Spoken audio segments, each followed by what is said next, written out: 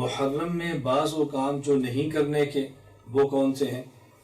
ہمارے ہاں محرم کو دیکھتے ہوئے حضرت حسین رضی اللہ تعالیٰ عنہ جو ہمارے ایمان کا حصہ ہیں، ہمارے سر کا تاج ہیں، کیونکہ رسول اکرم صلی اللہ علیہ وسلم کی آنکھوں کی ٹھنڈک ہے، پیغمبر کے وجود اتھر کا ٹکڑا ہے، حضور اکرم صلی اللہ علیہ وسلم ان کو جنت کی خوشبو فرما رہے ہیں، جنتی نوجوانوں کے سردار فرما رہے ہیں، تو وہ کیسے ہو سکتا ہے کہ ہم حضرت حسین رضی اللہ تعالیٰ عنہ سے محبت نہ کریں؟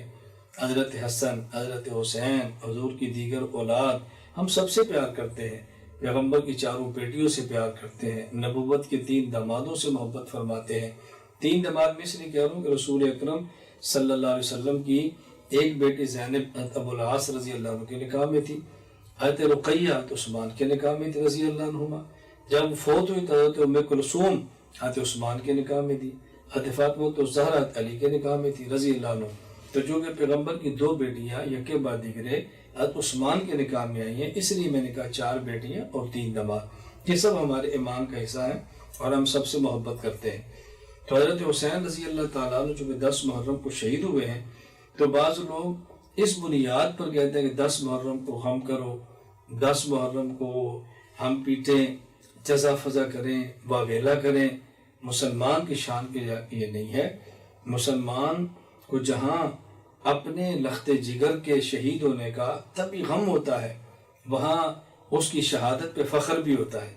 حضرت حسین رضی اللہ تعالیٰ عنہ کی شہادت کا جہاں اس بات کا غم ہے کہ وہ قتل ہوئے ہیں، ان کا خون گرا ہے، ان پر ظلم ہوا ہے، وہاں ہم فخر بھی کرتے ہیں کہ ہماری سعادت ہے کہ پیغمبر کا نواسہ ہمارا ایمان وہ برسر میدان کٹا ہے لیکن جھکا نہیں ہے، ہم اس کے کردار پہ فخر کرتے ہیں، حضرت حسین رضی اللہ عنہ کردار پر۔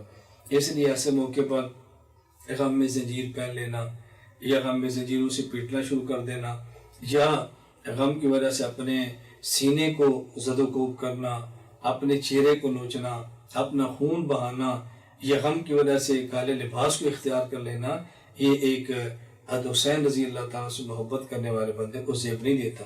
اتنی بات میں ضرور کہتا ہوں، میری اس گفتگو کے مخاطب اور میری گفتگو جن لوگوں کے لیے ہے وہ لوگ ہیں جو میرے ہم مسلک ہیں، میرے ہم مذہب ہیں اور ہمارا مسلک ایک ہے۔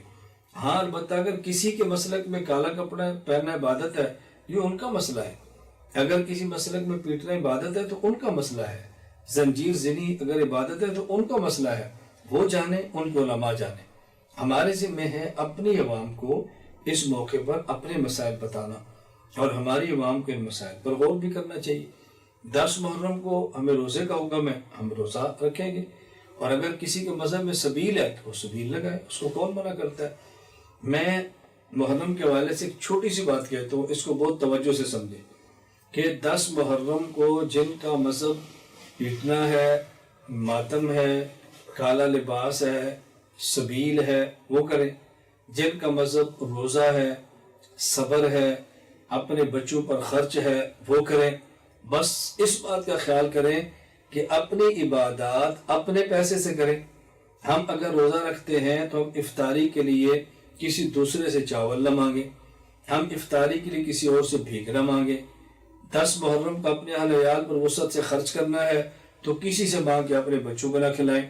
اور جن کے ہاں سبیل اور چاول اور دودھ یہ عبادت ہے تو ہم سے چینی نہ مانگیں، ہم سے چاول نہ مانگیں، ہم سے دودھ نہ مانگیں، اپنی عبادت اپنے پیسے پر خرچ کریں۔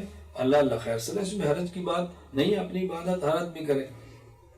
تو کچھ کام کرنے کے تھے جو میں نے عرض کیا، کچھ کام نہ کرنے کے ہیں میں نے وہ عرض کیا۔